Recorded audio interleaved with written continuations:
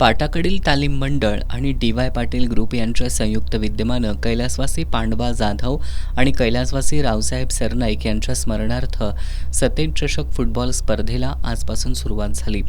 छत्रपती शाहू स्टेडियमवर सायंकाळी 4 वाजता वेताळमाळ तालीम मंडळ विरुद्ध उत्तरेश्वर प्रासादिक वाघाची तालीम यांच्यात सामना खेळवण्यात आला.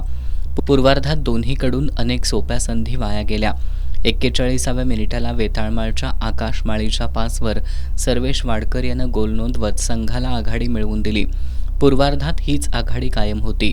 उत्तरार्धात 64व्या मिनिटाला वेताळमाळच्या आकाश माळी यानं मैदानी गोल नोंदवला, तर 84व्या मिनिटाला आकाश माळीच्या पासवर अभिषेक सावंत यानं हेडद्वारे गोल नोंदवत संघाला 3-0 अशी आघाडी मिळवून दिली.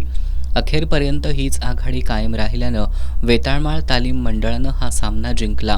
वेताळमाळकडून राहुल पाटील, शोहेब बागवान, सर्वेश वाडकर, आकाश माळी, संदेश कासार यांनी, तर उत्तरेश्वर मंडळाकडून विक्रम, विश्वदीप भोसले, स्टॅलिन, मयूर कदम, तुषार पुनाळकर आदींनी उत्कृष्ट खेळाचं प्रदर्शन केलं. या सामन्याचा सामनावीर वेताळमाळचा आकाश माळी हा ठरला. दुपारी 1:30चा सामना प्रॅक्टिस फुटबॉल क्लब विरुद्ध मर्दानी खेळाचा आखाडा तालीम मंडळ यांच्यात खेळण्यात आला. सामन्याच्या 12व्या मिनिटाला साहिल डाकवे यानं गोल करत प्रॅक्टिस संघाला आघाडी मिळवून दिली. यानंतर प्रॅक्टिसच्या अजिंक्य नलावडे यानं 36व्या मिनिटाला गोल करत संघाला 2-0 अशी आघाडी मिळवून दिली. पूर्वार्धात हीच आघाडी कायम होती. उत्तरार्धात 48व्या मिनिटाला प्रॅक्टिसच्या सागर चिले यानं गोल करत सामना 3-0 आघाडी मिळवून दिली.